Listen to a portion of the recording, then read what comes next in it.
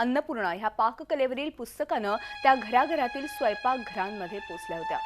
64 विद्यांमध्ये गणली गेलेली एक अशी पाककला म्हणजे नेमकं काय हे मंगला बर्वेंच्या अन्नपूर्णाच्या माध्यमातून गृहिणींना मार्गदर्शक ठरलं। त्यांचं अन्नपूर्णा हे पुस्तक खरं गाजलं ते माउथ पब्लिसिटीनं। स्वयंपाकातलं माइलस्टोन हे पुस्तक ठरलं। 1978 साली हे पुस्तक प्रकाशित झालं। 1995 मध्ये त्यांच्या पुस्तकाला 10 लाखांची रॉयल्टी मिळाली। 2 लाखांच्या आसपास त्यांची पुस्तकं विवाद असंच म्हणावं लागेल। असं अफाट यश मिळवणारं पाककलेचं हे एकमेव पुस्तक। पाककलेच्या पुस्तकांच्या दुनियेत मंगला बर्वे यांचं मोठं योगदान आहे।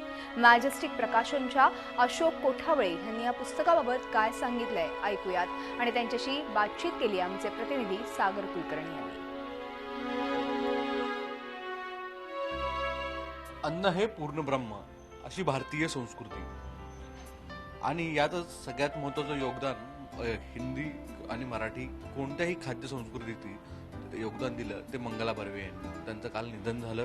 मॅजेस्टिक प्रकाशन याच्या वतीने हे यांच्या संदर्भातली 2 पुस्तकं प्रकाशित करण्यात आली, एक मराठी आवृत्ती आणि इंग्रजी आवृत्ती। सर, काल मंगलाताईंचं निधन झालं। पुस्तकां स्वरूपात जे खाद्यपदार्थ आहेत याच्यामध्ये एक वेगळी ओळख त्यांची होती।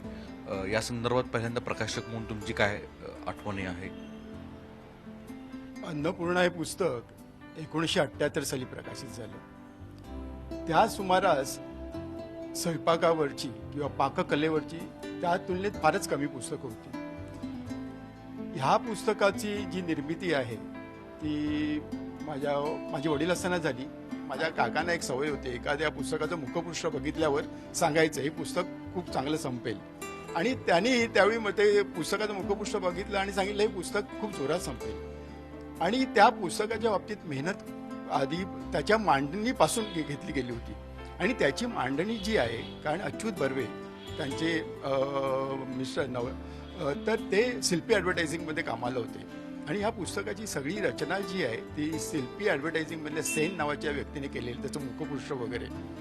आणि ते पुस्तक बाजारात आल्याबरोबरच त्याची मागणी सुरू झाली। म्हणजे आता त्याची तुम्हाला सांगतो 77वी आवृत्ती बाजारात आहे। आणि त्याने मला सहज विचारलं या पुस्तकाला रॉयल्टी किती मिळाली असेल आतापर्यंत। त्या काळात त्या पुस्तकाला 10 लाखाची रॉयल्टी मिळालेली होती 1995 मध्ये।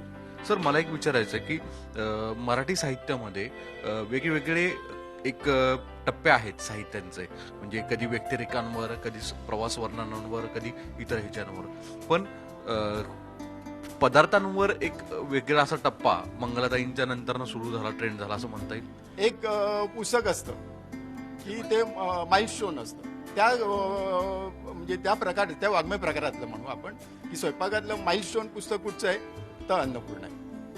आज मंगलाताई नाही आहेत, पण त्यांच्या पुस्तकांची चर्चा ही कायम सातत्यानं होईल, आणि त्यांचा जो पुस्तकाचं साहित्य आहे, जो वसा आहे, तो कालांतराने पुढच्या पिढी देखील वाढवत राहतील। व्हिडिओ संदेश बाईकरसह सागर कुलकर्णी, झी मीडिया, मुंबई।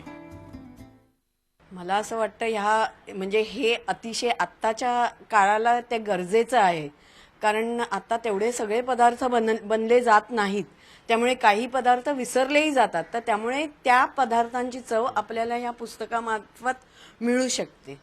आणि त्यामुळे आमच्यासारखे जे काही गोष्टी आम्ही पदार्थ नाही चाकलेत ते आम्हाला ट्राय करता येतात ह्याच्यातून।